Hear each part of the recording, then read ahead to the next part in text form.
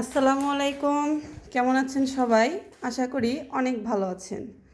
তো ফারহানাস ড্রিম কিচেনে আজকে আমি আপনাদের করে দেখাবো রুই মাছের দো পেঁয়াজু। তো এটা করতে যা যা লাগছে, তো এটা আমরা রান্নার পদ্ধতিতে চলে যাব। এটা কিভাবে রান্না করতে হয় আপনারা দেখলে অতি সহজেই শিখে যাবেন এবং বাসায় খুব সহজে এটাকে ট্রাই করতে পারবেন। তো চলে যাচ্ছি মূল রেসিপিতে।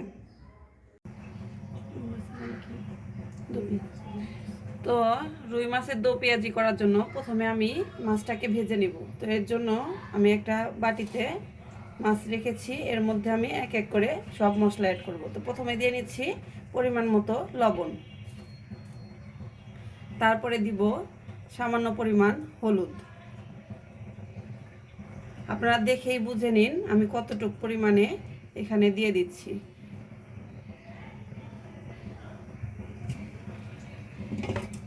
তারপরে দিয়ে দিচ্ছি ধনিয়া গুঁড়া। তো এখানে দিয়ে নিচ্ছি আমি জিরা এবং পেঁয়াজের পেস্ট। আপনারা কালার দেখে বুঝে নেবেন আমি কতটুকু পেঁয়াজ জিরার সাথে মিশিয়েছি। তো এবার এটাকে দিয়ে আমি এটাকে ম্যারিনেট করব। তো এভাবে মাখিয়ে আমি 10 মিনিট রেস্টে রেখে দিব। তারপরে এগুলোকে আমি ভেজে নেব। তো ফ্রাই প্যানে আমি মাছটাকে ভাজার জন্য তেল নিয়েছি। তো এর মধ্যে আমি মাছটাকে ভেজে নিব। আমি এভাবে একটা একটা করে মাছ দিয়ে দিচ্ছি।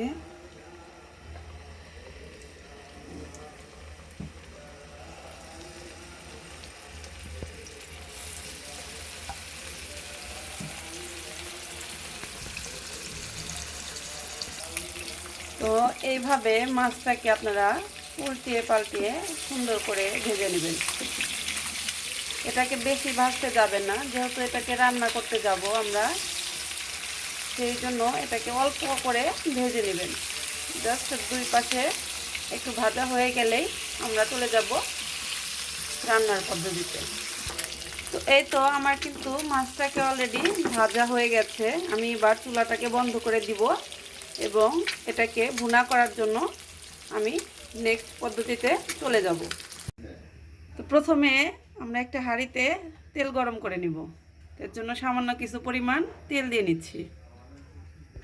তারপরে দিয়ে দিচ্ছি হাফ কাপ পেঁয়াজ কুচি। কাঁচামরিচ দিয়ে দিচ্ছি 12 থেকে 13টা। আপনারা চাইলে আপনাদের ঝাল কম বা বেশি করে নিতে পারেন। তো এর মধ্যে দিয়ে দিচ্ছি হাফ চা চামচ মরিচের গুঁড়া, হাফ চা চামচ ধনিয়া গুঁড়া, হাফ চা চামচ হলুদের গুঁড়া। এবার সব উপকরণগুলোকে আমি নেড়ে চেড়ে নিব। এবার দিচ্ছি এর মধ্যে কিছুটা লবণ। পরবর্তীতে আমি আরও কিছু লবণ অ্যাড করব।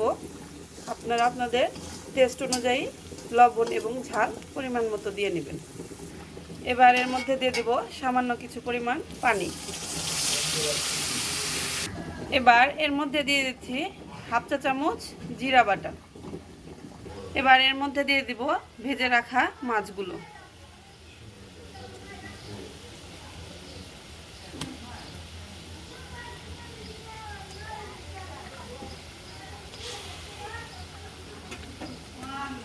তো এবার এটাকে নাড়াচাড়া করে আমি ঢেকে রাখবো 5 মিনিট। তো ঢাকনা খুলে দেখছি কি অবস্থা হয়ে গেছে। তো এবার এর মধ্যে আমি আরও কিছু পানি অ্যাড করে দেব। এখানে আমি হাফ কাপ পানি অ্যাড করে দিচ্ছি। এটাকে আমি আরও 4 থেকে 5 মিনিট কুক করে তারপরে নামিয়ে ফেলব। তো এই অবস্থায় আপনারা চুলার আঁচটাকে মিডিয়াম আঁচে রেখে দেবেন।